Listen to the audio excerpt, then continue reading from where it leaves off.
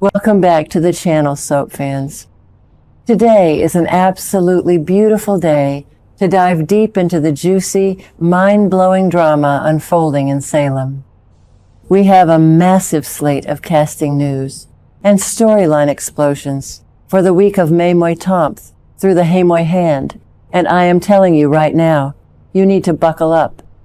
The writers are pulling out all the stops, bringing back legacy characters, and setting up confrontations that we have been waiting years to see.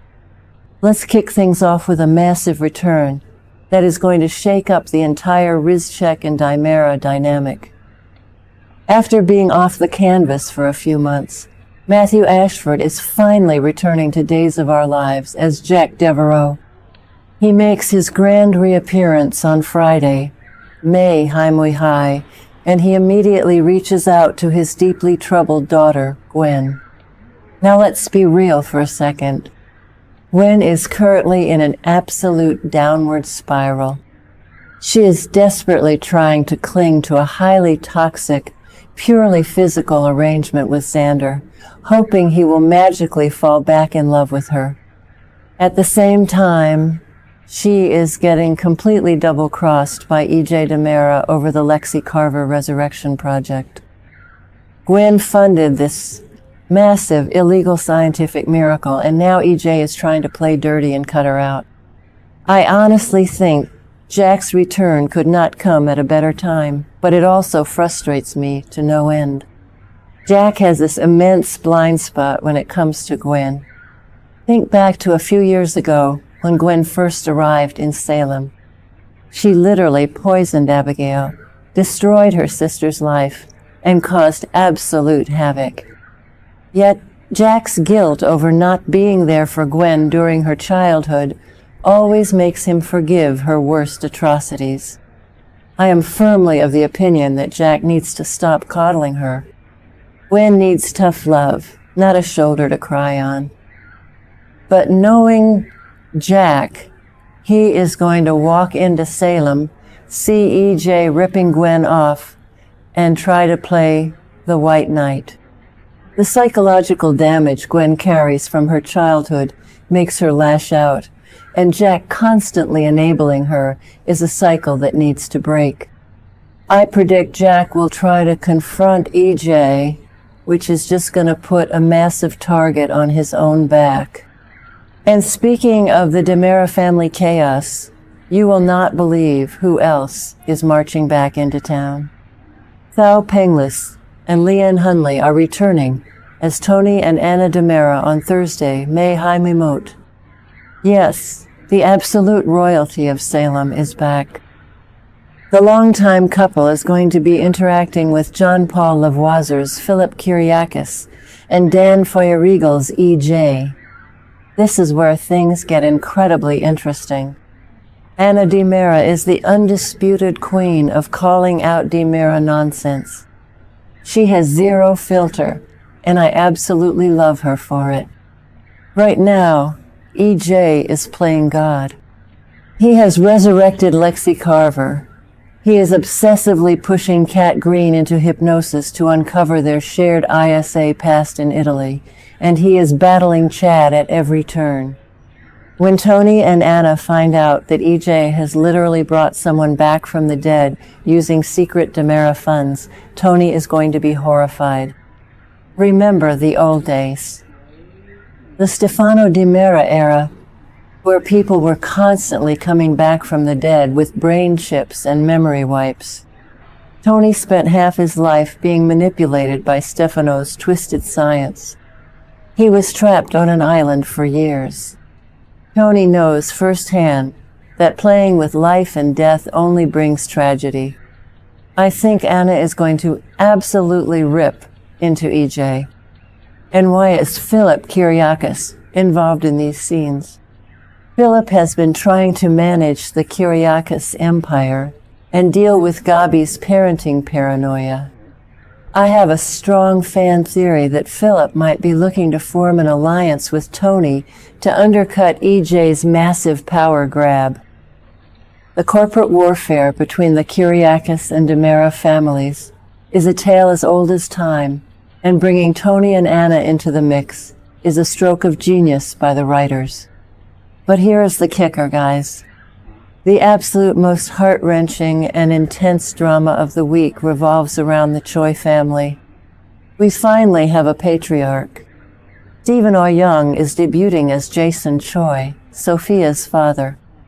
He debuted last week and brings a heavy, grieving presence to the canvas. Alongside him, Shine Nielsen is back as Amy Choi on Wednesday. Mei Mui. The two of them are mourning their daughter, Sophia. But wait, did you catch the specific wording in the spoilers? The character continues to mourn her presumed dead daughter. Presumed dead. That is classic soap opera code for she is absolutely still alive. Let's analyze this. Amy is currently spiraling out of control. She has already broken into the Kyriakis mansion to confront and rage at Holly Jonas, blaming her for the cyberbullying that allegedly drove Sophia to her death in the Salem River. Holly is acting like an annoyed, spoiled brat on her phone while Tate tries to comfort her. But the reality is, Kristen DiMera hired Sophia as an assassin to kill Johnny DiMera. Sophia failed, and now Kristen is trying to hire Sander to finish the job. If Sophia is only presumed dead, I strongly predict she is either being held captive by one of Kristen's goons, or she faked her death to escape Kristen's wrath. Jason and Amy's grief is palpable, and the psychological toll of losing a child is making Amy reckless. If Jason is anything like his wife, the Kyriakis and DiMera families better watch their backs. The Choi family is out for blood, and I don't blame them one bit. Amidst all this darkness, we do get a tiny glimmer of light. Angelica Nero is popping in as the adorable Victoria Kyriakis on Monday, May Mui Tam, sharing scenes with her TV mom, Lindsay Godfrey's Sarah Horton. Sarah desperately needs a sweet moment with her baby right now. She is currently knee-deep in medical tragedy, having to deliver what looks like a devastating breast cancer diagnosis to Chanel Dupree DiMera. Grady Black has been stepping up to protect Sarah from Amy Choi's home invasion madness, but Sarah's heart is breaking for Chanel. Seeing her hold little Victoria will be a beautiful, grounding moment that reminds us what these characters are fighting for. Now, let's talk about the absolute bombshell of the week. The storyline that has me screaming at my television screen.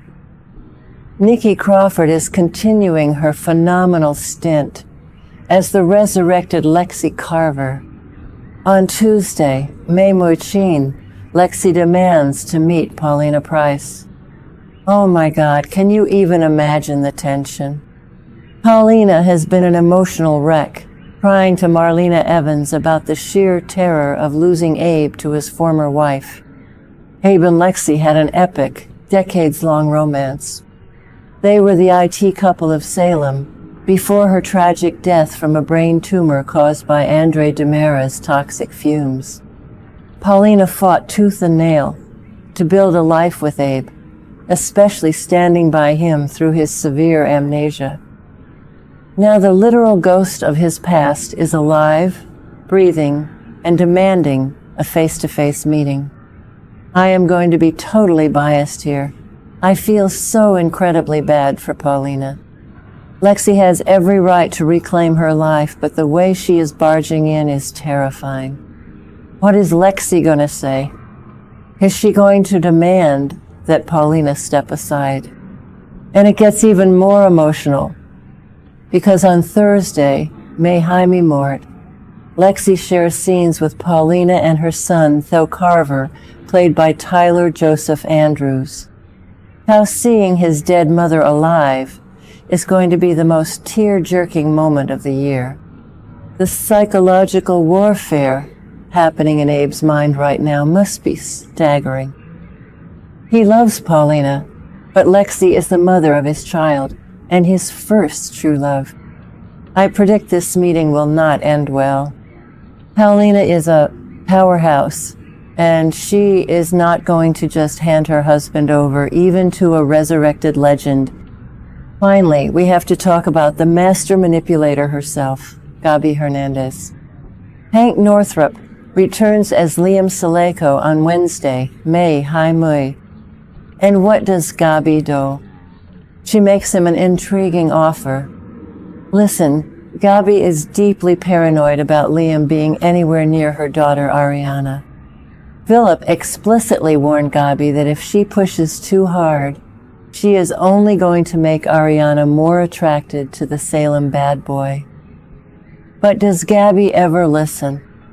Absolutely not. Gabi's fatal flaw is her obsessive need for control. I am completely convinced that Gabi is going to try and bribe Liam to leave town, or worse, pay him to break Ariana's heart so her daughter learns a lesson. It's a classic, toxic Gabi move. Remember when she rigged Stefan's pacemaker? Or when she blackmailed Lanny? Gabi thinks she is protecting her family, but her methods are always destructive. This intriguing offer is going to blow up in her face spectacularly. I think Liam might take the money and tell Ariana anyway, which will permanently fracture Gabi's relationship with her daughter. Gabi never learns from her past mistakes, and it is equally frustrating and highly entertaining to watch. This week is going to redefine the landscape of Salem. From Jack's emotional return to the explosive DiMera family reunions and the terrifying showdown between Lexie and Paulina, we are in for a wild ride. Let me know in the comments whose side you are on in the Paulina and Lexie war, and what you think Gabi is offering Liam.